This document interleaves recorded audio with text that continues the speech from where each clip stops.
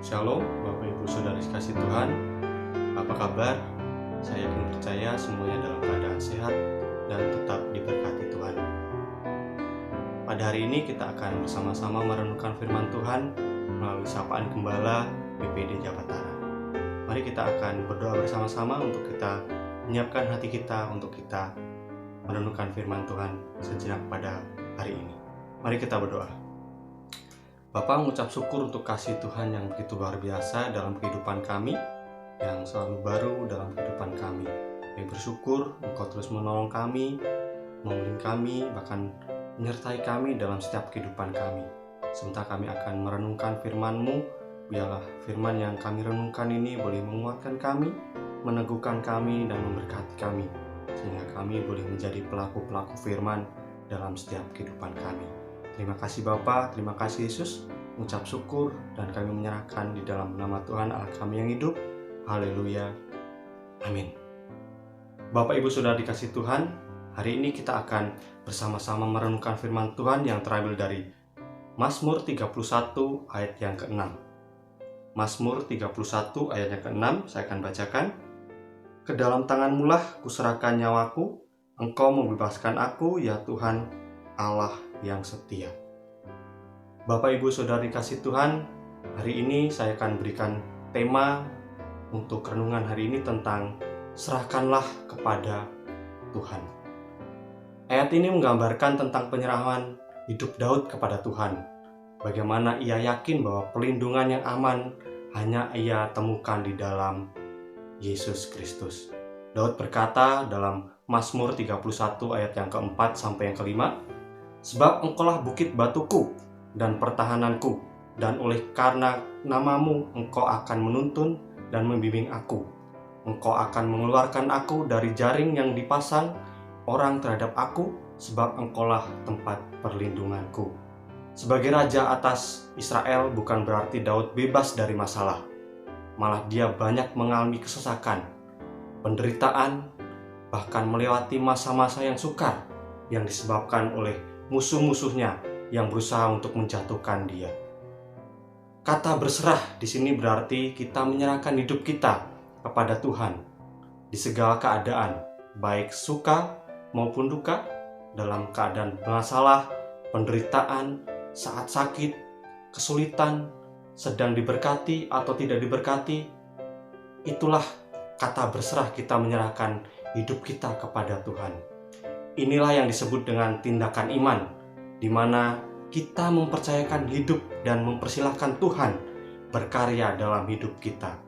Bukan iman yang setengah-setengah, bukan iman yang musiman, tapi inilah yang dinamakan kita mempercayakan iman kita kepada Tuhan. Artinya kita berserah penuh hidup kita di dalam Tuhan. Bapak Ibu Saudara dikasih Tuhan, yang menjadi pertanyaan dalam kehidupan kita, mengapa kita perlu memiliki penyerahan diri penuh kepada Tuhan, supaya hidup kita sesuai dengan kehendak dan rencananya. Ini tidaklah mudah karena sebagai manusia kita cenderung mengandalkan kekuatan dan kepintaran sendiri dibanding tunduk kepada kehendak Tuhan. Namun untuk berkenan kepada Tuhan, tidak ada jalan lain selain harus mau dibentuk seperti tanah liat.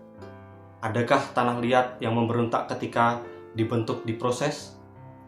Tanah liat hanya bisa berserah dan percaya penuh kepada si pejunan. Artinya bahwa hidup kita, ketika kita menyerahkan diri kita kepada Tuhan, kita harus mau diproses, dibentuk dalam kehidupan kita. Bukankah persoalan dalam kehidupan ini sangat kompleks? Karena itu kita berserah kepada Tuhan, agar Dia yang bertindak dan memelihara dan membuat berhasil apa yang kita kerjakan di dalam kehidupan kita. Namun yang sering menjadi penghalang dalam kehidupan kita untuk kita berserah kepada Tuhan adalah ketidakpercayaan, kebimbangan, kekhawatiran, dan kesombongan, keangkuhan, bahkan keegoisan kita. Hal inilah yang seringkali menjadi penghalang untuk kita bisa berserah kepada Tuhan. Nah, Bapak Ibu Saudara dikasih Tuhan, kita akan melihat bagaimana mengapa kita perlu berserah kepada Tuhan. Nah, yang pertama, kita akan melihat di dalam Mazmur 37 ayat yang kelima Dan yang keenam, serahkanlah hidupmu kepada Tuhan dan percayalah kepadanya, dan Ia akan bertindak. Ia akan memunculkan kebenaranmu seperti terang dan hakmu seperti siang. Untuk Tuhan bertindak, kita harus berserah dan percaya kepada Tuhan. Jangan menggunakan kekuatan kita sendiri, tapi datang kepada Tuhan. Filipi 4 ayat 13 berkata, segala perkara dapat kutanggung di dalam Dia yang memberi kekuatan kepadaku. Artinya bahwa kita, kalau Tuhan mau bertindak dalam kehidupan kita, kita harus berserah penuh kepada Tuhan. Pasrah apapun yang terjadi, pasti yang terbaik bagi kita. Andalkan Tuhan, biar Tuhan yang berkarya dan kuasanya dinyatakan dalam kehidupan kita. Kita percaya agar kita dapat melihat kemuliaan-Nya. Tuhan akan bertindak karena Dia pasti bisa.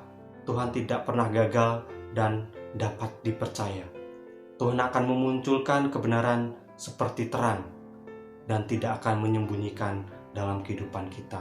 Karena itu, Bapak Ibu Saudara dikasih Tuhan, milikilah penyerahan hidup kepada Tuhan, karena Dia yang tahu yang terbaik bagi kita, dan tidak ada rancangan yang gagal atau salah dalam kehidupan kita ketika kita percayakan hidup kita kepada Tuhan.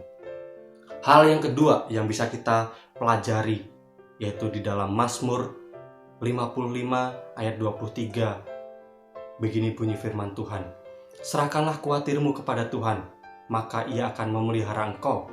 Tidak untuk selama-lamanya dibiarkannya orang benar itu akan goyah. Orang yang berserah kepada Tuhan akan dipelihara dan tidak akan dibiarkan. Artinya kita ada dalam perhatian Tuhan, kita ada dalam lindungan Tuhan.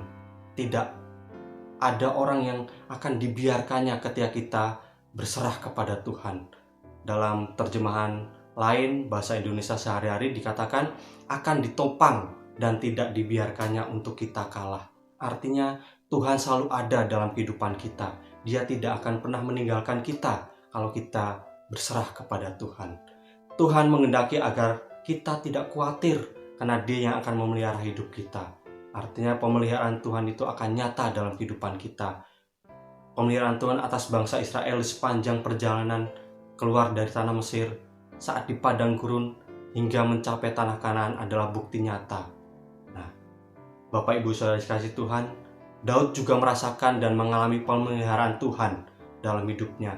Dan inilah ungkapan Daud kepada Tuhan, Tuhan adalah gembalaku, takkan kekurangan aku. Ia membaringkan aku di padang yang berumput hijau. Ia membimbing aku ke air yang tenang. Inilah ungkapan Raja Daud, bagaimana dia mendapat pelindungan, bahkan dia mendapat pertolongan yang Tuhan nyatakan dalam kehidupannya. Nah, Bapak Ibu Saudara dikasih Tuhan, kata takkan kekurangan aku berarti tidak hanya dipelihara Tuhan, tetapi juga akan dipenuhi. Juga Tuhan akan mencukupkan segala keperluan kita. Filipi 4 ayat 19 dikatakan, Allahku akan memenuhi segala keperluanku menurut kekayaan dan kemuliaannya dalam Kristus Yesus. Inilah janji Tuhan, janji yang dinyatakan oleh setiap kita orang-orang percaya ketika kita berserah penuh kepada Tuhan. Tidak ada yang harus kita khawatirkan, karena Tuhan berkata, janganlah khawatir akan hidupmu, akan apa yang hendak kamu makan atau minum, dan janganlah khawatir pula akan tubuhmu, akan apa yang hendak kamu pakai. Bukankah hidup itu lebih penting daripada makanan, dan tubuh itu lebih penting daripada pakaian? Matius 6 ayat 25. Jadi Bapak Ibu Saudara dikasih Tuhan, hendaklah kita jangan khawatir tentang apapun yang Tuhan nyatakan dalam kehidupan kita. Tuhan akan memenuhi segala keinginan kita. Tuhan akan mencukupkan segala keperluan kita, asalkan kita selalu berserah kepada Tuhan. Yang ketiga, kita akan belajar bagaimana Tuhan akan membuat segala sesuatunya berhasil. Amsal 16 ayat 3 dikatakan, serahkanlah perbuatanmu kepada Tuhan, maka terlaksanalah segala rencanamu. Bukan kita tidak boleh punya rencana, tetapi kalau rencana diserahkan kepada Tuhan, maka Tuhan akan membuat segala sesuatu akan berhasil. Keberhasilan dalam usaha kita bukan kita bisa atau kita hebat, tetapi karena Tuhan yang membuat segala sesuatunya indah pada waktunya.